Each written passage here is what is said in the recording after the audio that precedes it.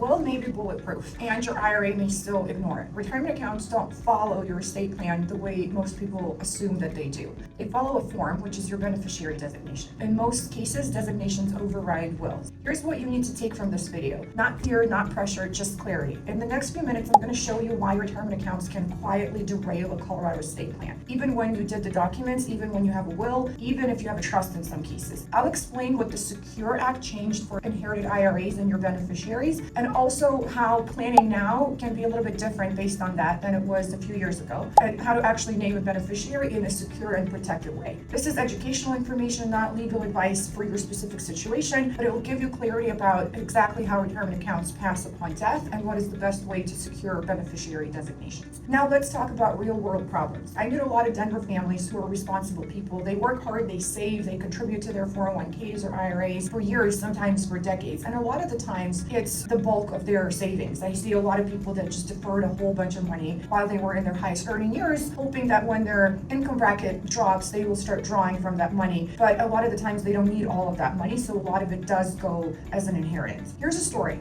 Mark lived in Centennial. He had 2 kids from his marriage, but then he remarried later in life. He had a solid career, paid time off, and a pretty large, substantial traditional IRA account in his name. His intent was pretty simple. He wanted to make sure that he was providing for his new wife first and then for his kids as well. So he thought that by adding his wife as a primary beneficiary, which is what most plans will automatically require you to do, and his kids as contingent 50-50, he was providing for both. So when he actually passed away, there was no requirement for his wife to share the IRA with the kids, because what happens is that the spouse basically gets the entire amount rolled over into their own inherited IRA, and they don't have to share it with the kids. Only if the spouse would die, the kids would then get it as contingent beneficiaries, but because she outlived Mark, she now has her own IRA and she can change beneficiaries on that. So whenever the spouse died, she added her own kids as beneficiaries, and Mark's kids never saw the retirement accounts. So the structure that he had wasn't necessarily wrong, but he lacked very important education when it comes to naming beneficiaries on your retirement account. Let me explain it to you in plain English. A retirement account is not just money in an account. It's a contract and it has its own rule books. And unlike other accounts that are not tax deferred, they have a certain set of tax rules that apply to them as well. A will is a set of instructions for the probate court. A will does not avoid probate, and it applies to all of the accounts that do not have a beneficiary designation. But here's the hidden downside. Outside probate does not automatically mean protected. It does not automatically mean tax efficient, and it does not automatically mean aligned with your family reality. And if you name a minor or a special needs beneficiary on your retirement account directly, that money will still end up in probate with the guardian appointed to oversee the retirement account. Before 2020, many families planned around the stretch IRA, meaning that if you die before you get all of your money out of your IRA, your next in line beneficiary would have the same life expectancy apply to them, and they will base their distribution based on their life expectancy. Now, the Secure Act has changed all of that. What the Secure Act basically says is that if you have a spouse who's your primary beneficiary, they still get the life expectancy.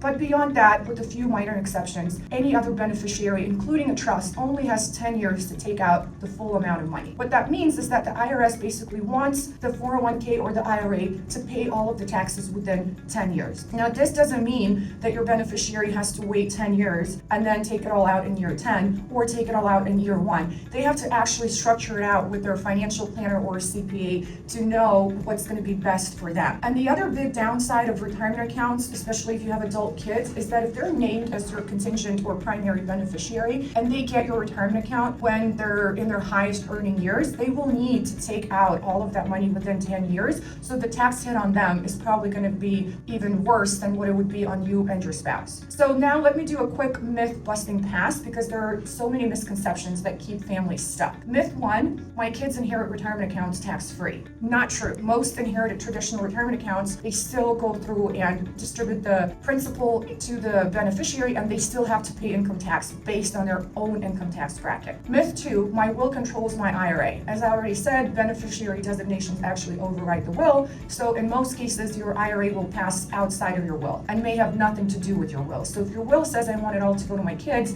but you have your spouse listed on your beneficiary as a beneficiary on your IRA, even if you intended everything to go to the kids, but you have the bulk of your savings in your IRA, your spouse will get the bulk of your savings and not the kids. it. Myth 3, I will leave it to my spouse and they will share with the kids. Again, as with the case that I described with Mark, that doesn't happen that way. Once the spouse gets the full IRA amount into their name, they don't have to share, and they can actually change beneficiaries and give it to somebody else, their new spouse or their own kids at that point. Myth 4, trusts always cause higher taxes. Not true. Trusts can be designated as beneficiaries on your 401k or an IRA, and they should be designated as a beneficiary if your beneficiaries are a minor, or if you have spendthrift kids issues, or if it's a special needs beneficiary. And if the trust is properly drafted and has the see-through provisions, then it's not going to result in higher taxes. The trust will see through to the income tax bracket of the oldest beneficiary in the trust. So it's very important for parents of minor kids or parents of special needs beneficiaries